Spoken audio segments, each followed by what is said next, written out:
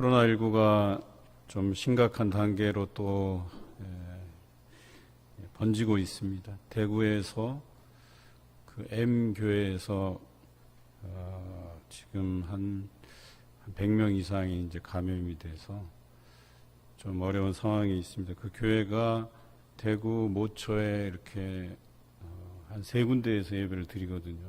같은 성도들인데 아마 제 생각에는 6월 말부터 뭐 세미나가 있고 뭐 했었어요. 그래서 좀 걱정스러운 부분이었는데 좀 우리 교회도 조금 조심해야 될 부분들은 조심해 가면서 뭐 그렇다고 해서 완전 쉴 수는 없으니까 여러분들이 좀 조심해야 될 필요가 있겠다 하는 생각을 좀 가져봅니다.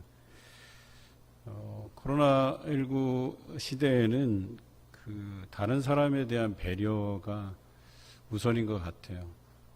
나 자신도 이제 감염해서 그런 위험의 부분들을 하나씩 이렇게 피해가고 제거해가는 것이 중요하기도 하지만 또 한편으로는 다른 사람에게 피해가 되지 않도록 조심하는 것도 우리 크리스찬들의 본분이 아닐까 하는 생각을 해봅니다.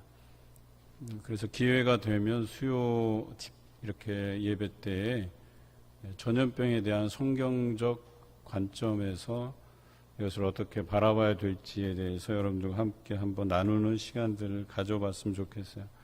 저희 교단에서 나온 자료도 있고 또 외에도 뭐 여러 참고할 만한 자료들이 있어서 여러분들에게 좀 소개를 해야 될 필요가 있겠다.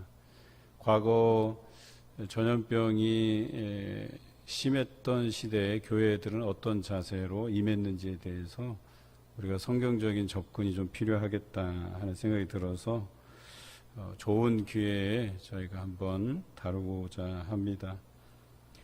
오늘 우리가 계속해서 시편을 묵상하고 있는데요. 시편 28편은 다윗의 부르짖는 기도에 대해서 언급되어 있습니다. 다른 곳에서도 자주 등장하지만 다윗이 특별히 부르짖는 기도에 대해서 자주 기도했던 것을 우리가 발견하게 되지요. 얼마나 간절했으면 부르짖는 기도를 할까라고 하는 것인데요. 오늘 부르짖는 기도에 대해서 또 그 부르짖는 기도에 대한 기본 자세가 있거든요. 그것에 대해서 말씀을 통해서 한번 알아보고자 합니다. 본문 1절과 2절을 우리 같이 읽겠습니다. 여호와여, 내가 주께 부르짖으오니 나의 반석이여, 내게 귀를 막지 마소서. 주께서 내게 잠잠하시면 내가 무덤에 내려가는 자와 같을까 하나이다. 내가 주의 지성소를 향하여 나의 손을 들고 주께 부르짖을 때에 나의 간구하는 소리를 들으소서. 아멘. 부르짖는 기도에서 중요한 3가지 요소가 있는데 그 첫 번째는 기도하는 대상에 대한 신뢰입니다. 그러니까 기도라는 건 기본적으로 내가 기도하는 대상에 대해서 그 신뢰감을 갖고 믿음으로 기도하는 것이거든요. 그런데 오늘 그 대상은 당연히 여호와 하나님이시겠죠. 그런데 그 하나님에 대한 신뢰를 다윗은 반석이다 이렇게 표현하고 있지요. 반석이라는 표현은 흔들리지 않는다라는 것인데요. 하나님의 입장에서 볼 때는 그 하나님의 백성들이 어떠한 상태에 있을지라도 그 약속을 변치 않으시겠다는 그 변함없는 그 하나님을 나타내는 단어고요. 또 기도하는 입장, 즉 다윗의 입장에서는 든든하다, 믿을만하다, 신뢰할 만하다 이런 뜻이겠죠. 기도의 대상인 하나님께 대한 그 신뢰와 확신이 있어야만 그 부르짖는 기도에 하나님께서 응답해 주신다라고 하는 것입니다. 두 번째는 간절한 표현이어야 된다라고 하는 거예요. 여러분, 부르짖는데 그냥 이 부르짖는 게 나의 간절함을 드러내는 행위가 아니라 그러니까 내 이름을 내려고 내가 크게 기도해야지만 다른 사람이 저 사람은 기도 정말 열심히 하고 잘하는 사람인가 보다 이렇게 생각할까 봐 그냥 자신을 드러내기 위해서 큰 소리로 기도하는 것 이런 거 말고요. 정말 내 안에 간절한 표현들이 하나님 앞에 드려져야 된다라고 하는 것이죠. 그래서 오늘 성경에 보니까 내게 귀를 막지 마소서라는 것도 간절한 기도의 제목을 이야기하죠. 하나님 앞에 기도하는데 하나님께서 그 귀를 막아서 듣지 아니하실까 걱정하는 마음으로 하나님 앞에 기도하고 있다라고 하는 거죠. 그러니까 하나님께서 반드시 꼭 이 기도의 제목에 응답해 달라는 그런 간구이기도 합니다. 또 내가 무덤에 내려가는 자와 같다 이렇게 표현한 것도 간절함에 대한 표현이에요. 그가 겪고 있는 자기의 상황에 대해서 하나님 앞에 자세히 아뢰는 거죠.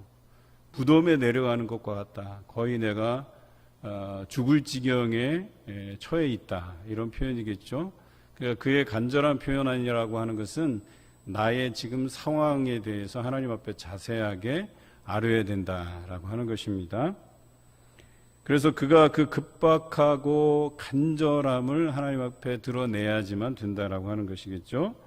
세 번째 중요한 것은 기도의 대상인 하나님께 모든 것을 맡기는 자세가 필요해요.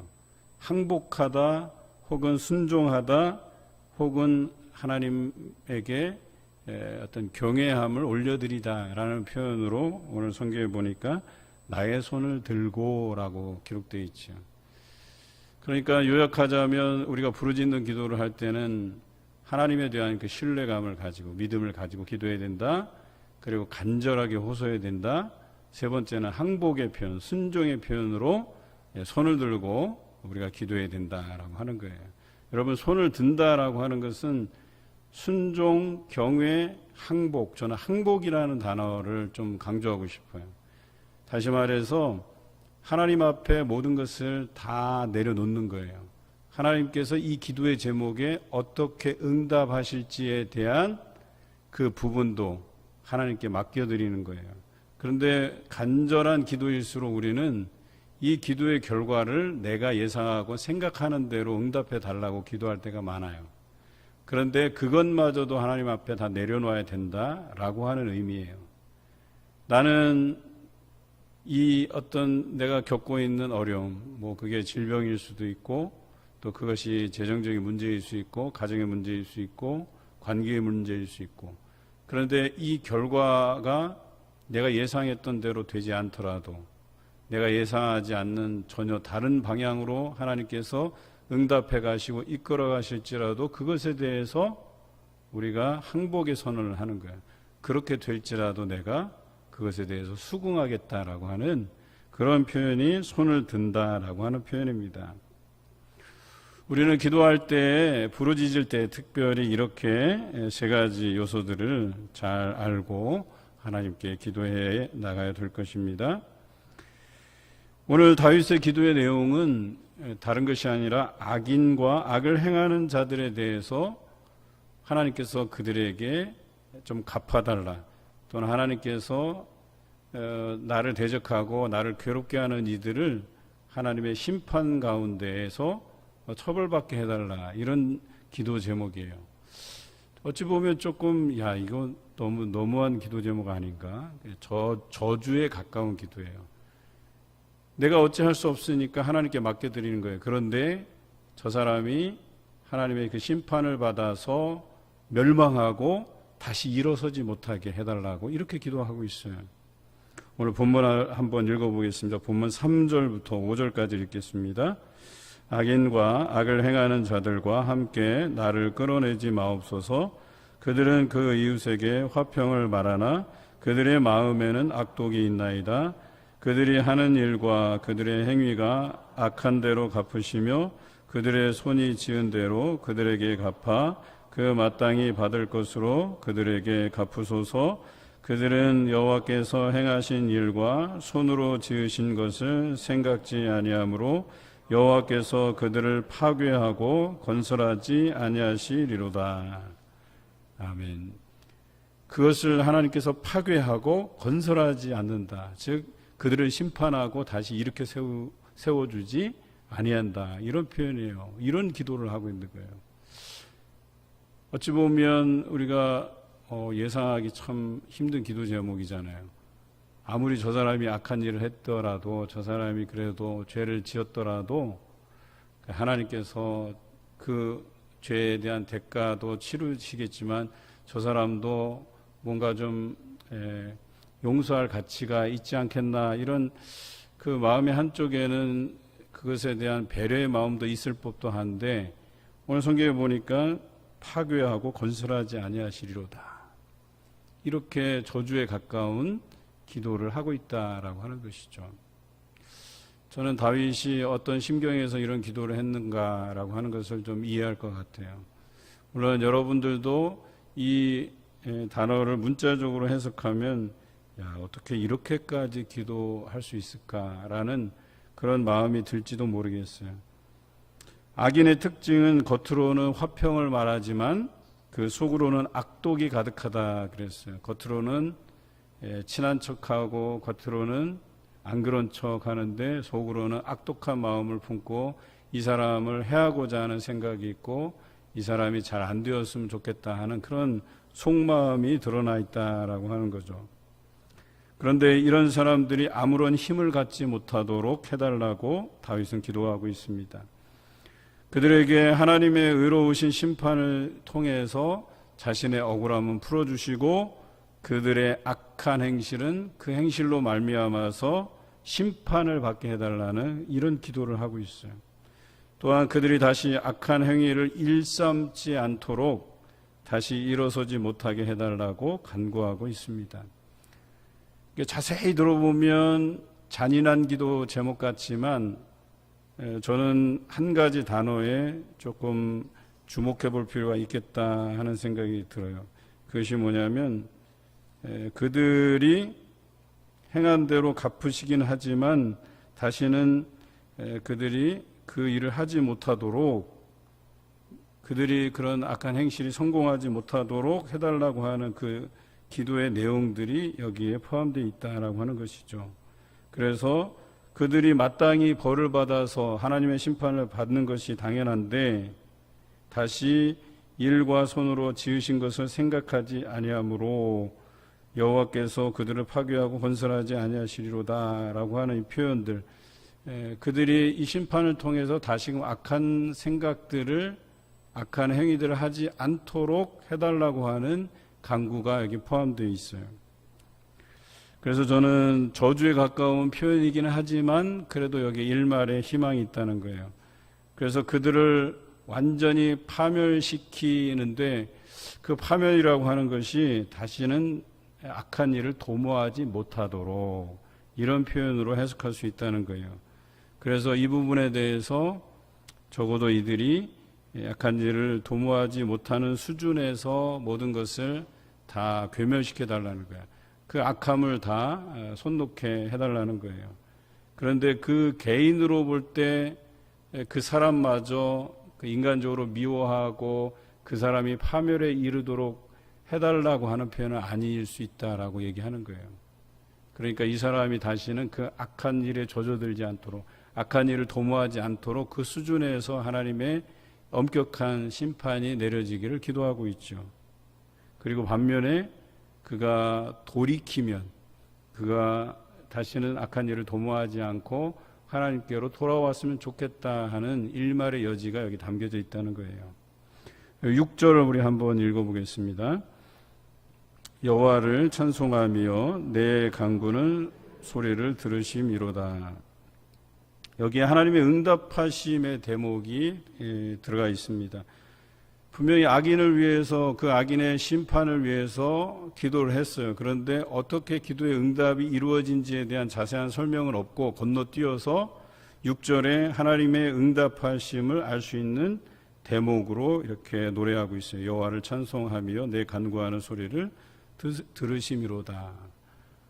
하나님의 이름을 찬송하는데 그 이유가 자기가 지금 기도한 것들을 다 들으셨다라고 하는 이 결과론적인 이야기예요. 그러니까 중간에 붕 떴어요. 도대체 어떻게 응답하셨을까? 그 악인은 어떻게 되었을까? 이런 어떤 결과물들이 잘 없어요. 그리고 그냥 응답하심에 대한 다윗의 하나님을 찬송하는 소리만 기록되어 있다라고 하는 것이죠. 물론 우리가 예상하기로는 이 악한 이들이 힘을 쓰지 못하고 또 악한 일을 다시 도모하지 못하는 상황에 이르게 되었다는 그런 추측을 할 수 있겠지요. 오늘 히브리어 원문에는 이 6절의 말씀을 바룩 아도나이 이렇게 표현을 하고 있어요. 바룩 아도나이는 하나님은 복되시다 이런 뜻이에요. 그런데 여기서는 여호와를 찬송하며 내 간구하는 소리를 들으심이로다 이렇게 표현했는데 아주 간단한 원문이에요. 원문에는 하나님은 복되시다 이렇게 표현하고 있는 거예요.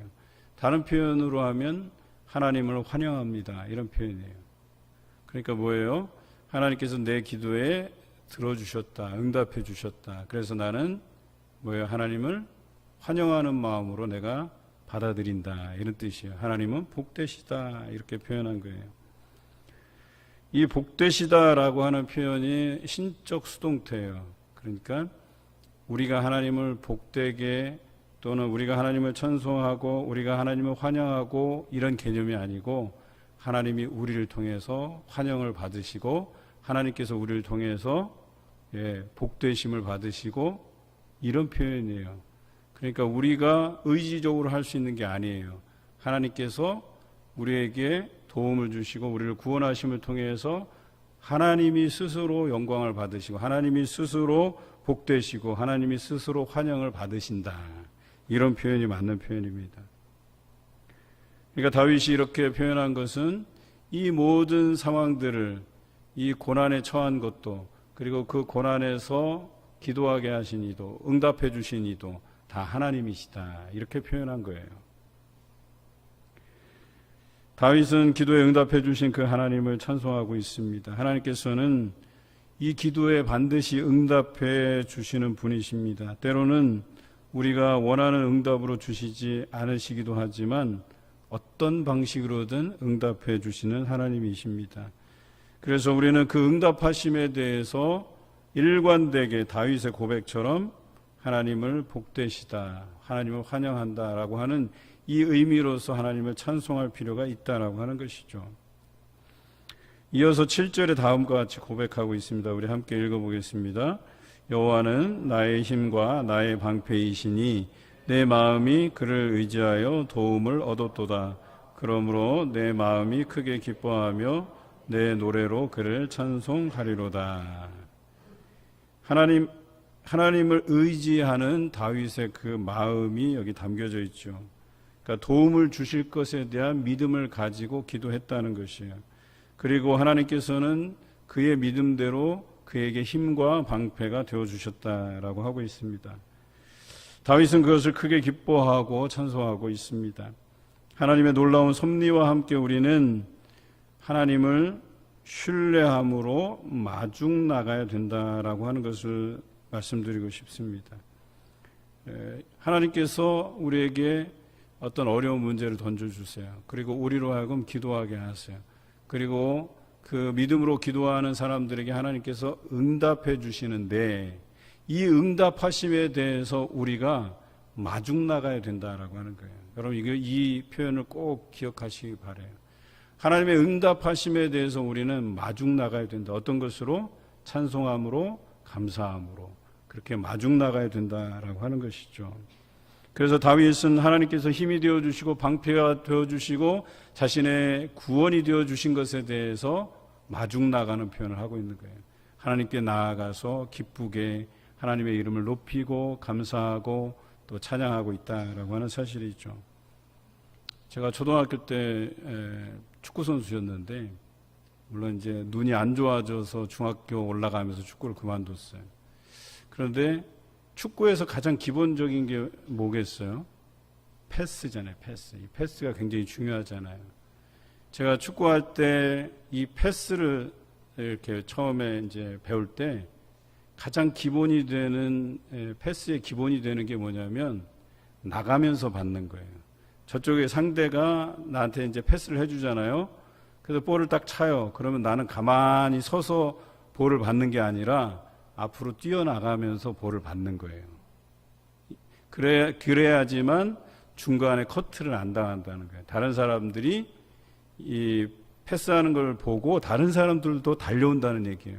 그래서 그 사람보다 먼저 이 패스된 공을 잡기 위해서 마중 나가는 거예요, 공을. 그래서 앞으로 뛰어나가면서 공을 받게 돼 있어요. 여러분, 마중 나가야 방문하는 사람이 기쁜 것과 같은 원리라고 보시면 되겠어요. 제가 우리 교회는 아닌데 다른 교회에서 신방할 때 이제 여느 신방 때처럼 이제 똑같이 가는데 제가 깜짝 놀란 게 있어요. 엘리베이터에서 딱 내리는 순간 이제 거기는 이제 이렇게 들어가면 엘리베이터에서 내리면 이쪽 집 이렇게 양쪽으로 갈라지는 이런 집이었거든요. 아파트였거든요.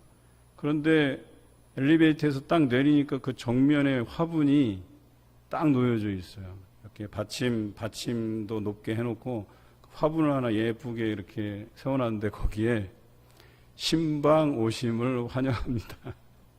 이렇게 써놓으셨어요.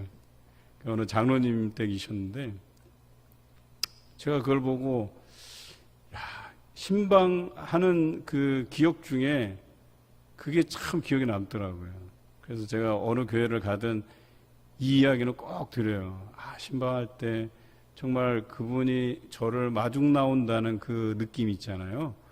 참 그 느낌이 저에겐 굉장히 즐거운 느낌이었다라고 하는 것이죠. 여러분 마찬가지예요. 하나님께서 응답해 주실 때 우리는 그 응답에 대해서 어떻게 해야 되냐? 마중 나가야 돼요. 그 마중 나가는 표현이 뭐냐? 감사하는 것이고 하나님의 이름을 찬송하는 것이다 라고 하는 것이죠. 찬송하는 게 어렵겠어요. 여러분들 좋아하시는 찬송들 많이 있잖아요.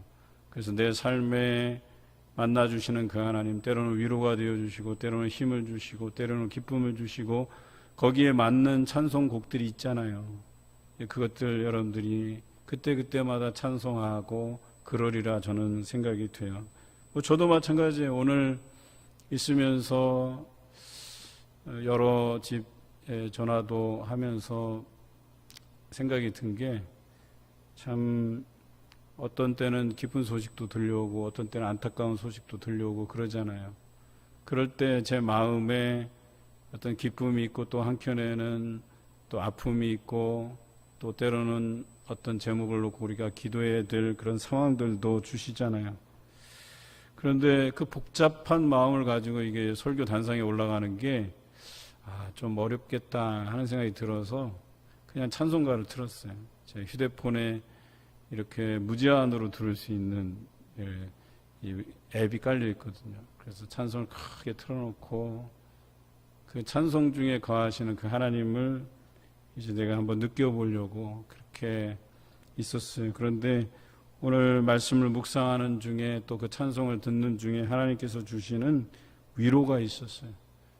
어떤 것이었냐면 왜 그 고민들을 가지고 내가 아파하고 내가 또 생각이 또 많아지고 또 한켠에는 기쁨의 소식, 한켠에는 아픔의 소식 이런 걸 가지고 내가 고민할까?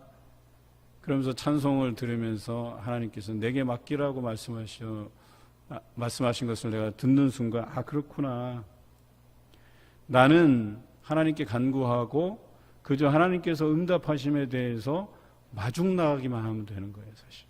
그 기도에 응답하신 그 하나님을 우리는 마중 나가요. 그것이 내가 예상하는 그런 답변이 아닐 수도 있어요. 다른 방향의 응답일 수도 있어요. 하지만 우리는 반응해야 돼요. 그것에 대해서 수긍해야 돼요. 항복해야 돼요. 그것도 하나님의 뜻이려니 하고 우리가 받아들일 수 있는 믿음이 있어야 된다라고 하는 것이죠. 본문 8절을 우리 함께 읽어보겠습니다. 여호와는 그들의 힘이시요 그의 기름 부음 받은 자의 구원의 요새시로다.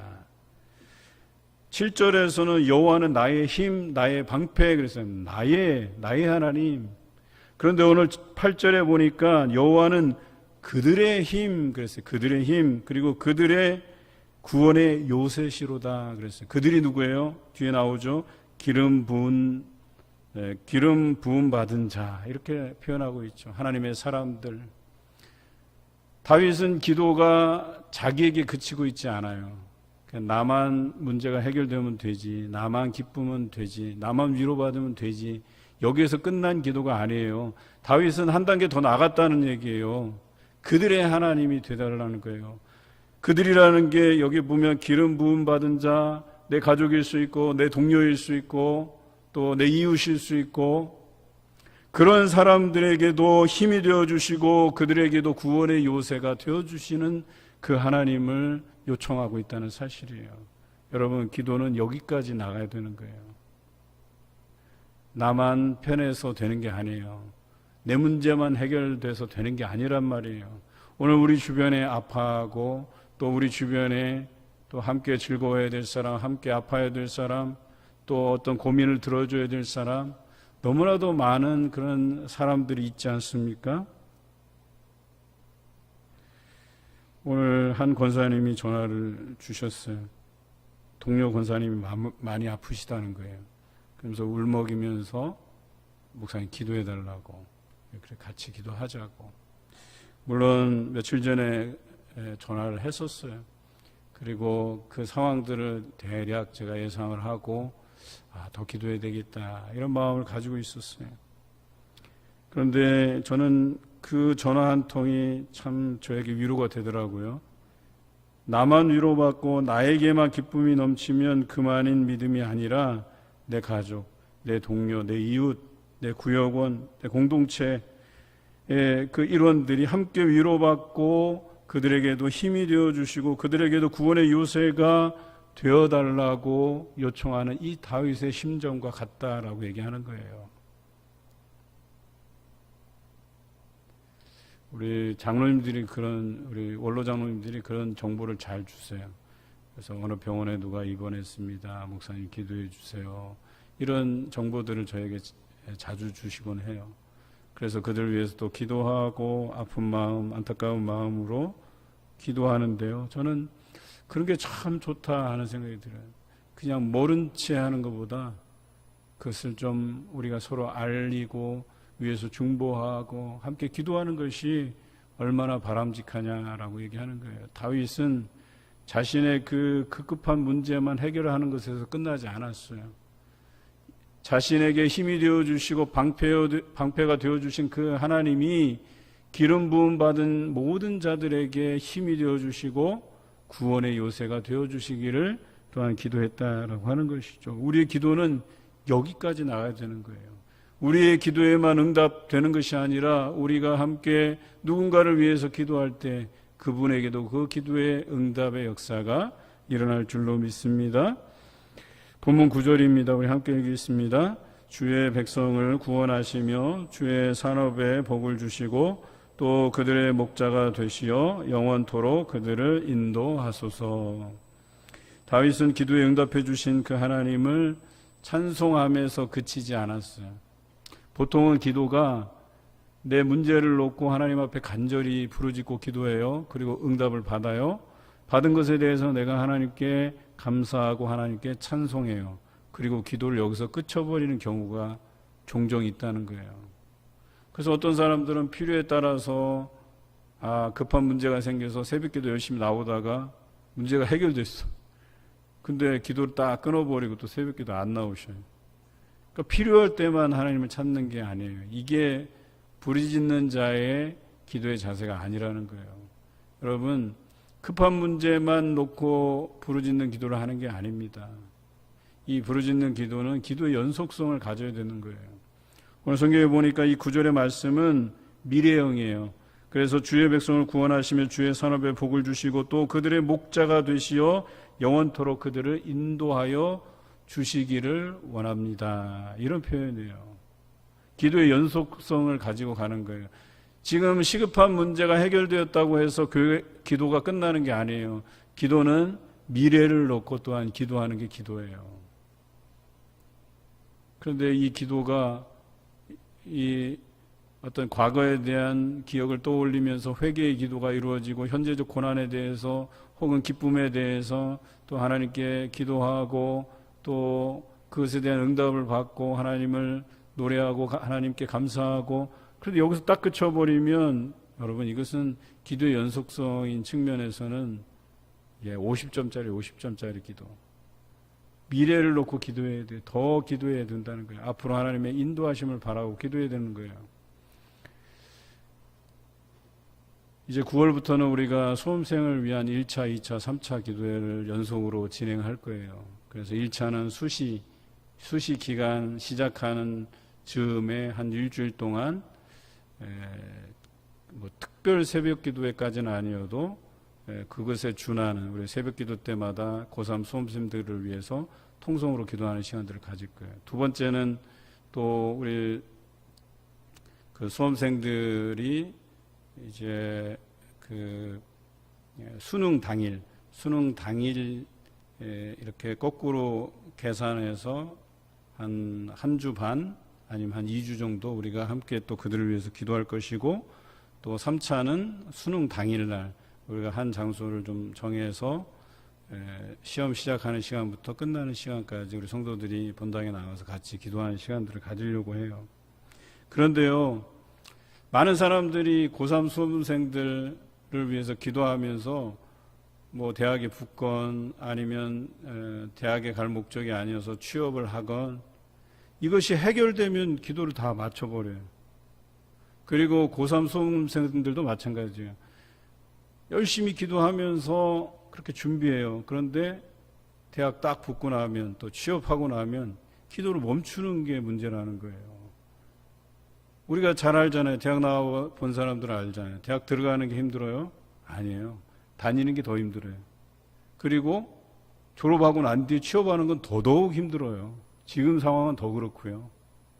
그러니까 뭐예요? 대학 들어가기 위해서 기도하는 것 외에도 끊임없이 기도해야 된다는 거예요. 학창 생활을 보람 있게 의미 있게 지내게 해달라고. 남자 같은 경우는 군 문제가 걸려 있으니까.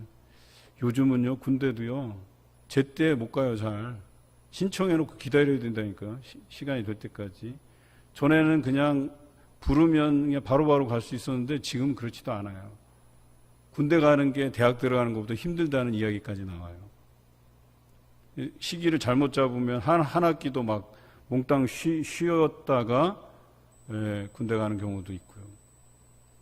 그러니까 우리가 기도의 문제가 계속해서 산적해 있음에도 불구하고 그냥 그때만 그 문제를 해결하기 위해서 기도한다는 거예요. 그 연속성이 있어야 된다는 거예요.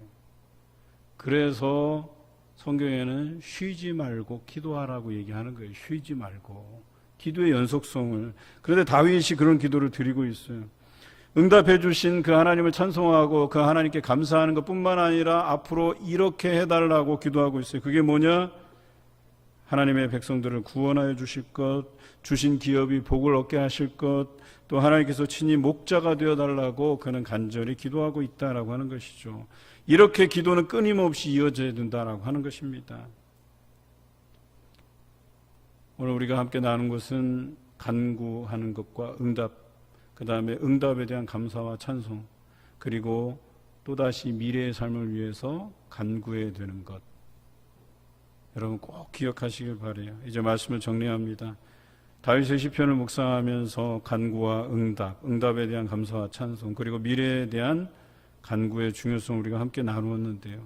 그런데 중요한 것도 이것도 중요하긴 하지만 한 가지 우리가 간과해서는 안 되는 것이 하나님의 응답하심을 기다리지 못해서 악한 이들에 대한 저주와 또 욕하고 비난하는 것, 여러분 이것을 조심해야 돼요. 분명히 저들이 행하는 게 정의로운 일이 아니에요. 악이에요. 악독이 가득해요.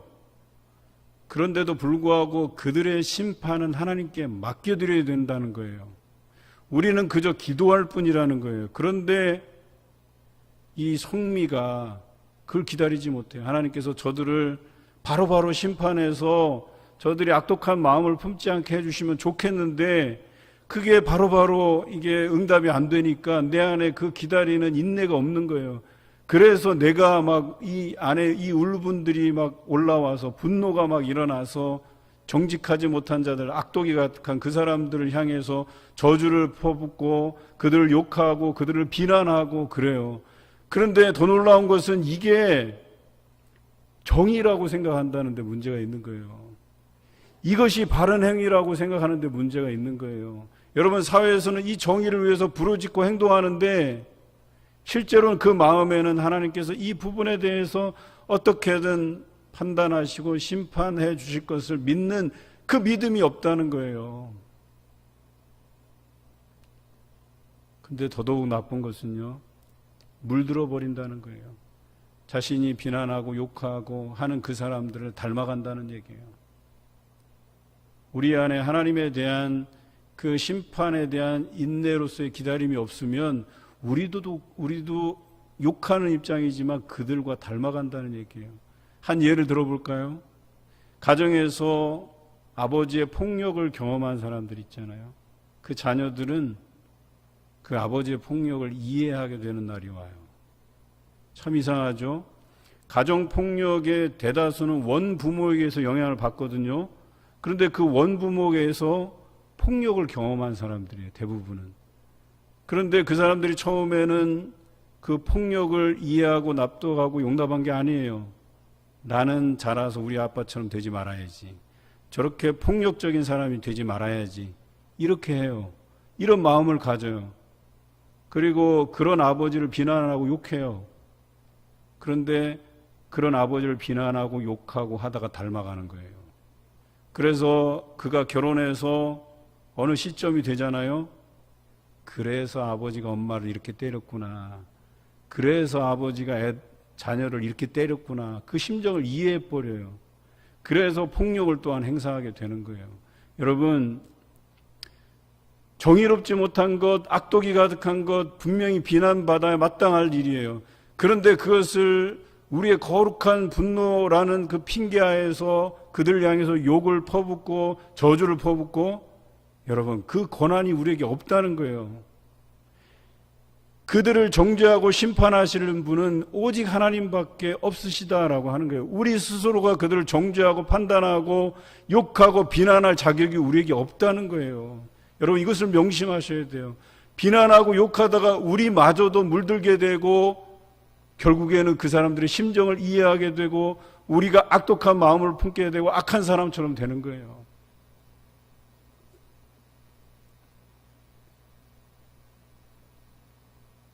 우리는 이 악한 이들을 볼 때 이들에 대한 심판을 하나님께 맡겨드리고 내 현재적 상황을 인식하고 하나님께 믿음을 가지고 간절히 기도하시는 여러분 되시길 바랍니다. 또한 응답에 대한 감사와 찬송을 잊지 않고 하나님께 올려드리는 여러분 되시길 바랍니다. 마지막으로 미래에 대한 간구도 잊지 않고 계속해서 기도의 생활들을 이어가시는 여러분 되시기를 주님의 이름으로 기원합니다.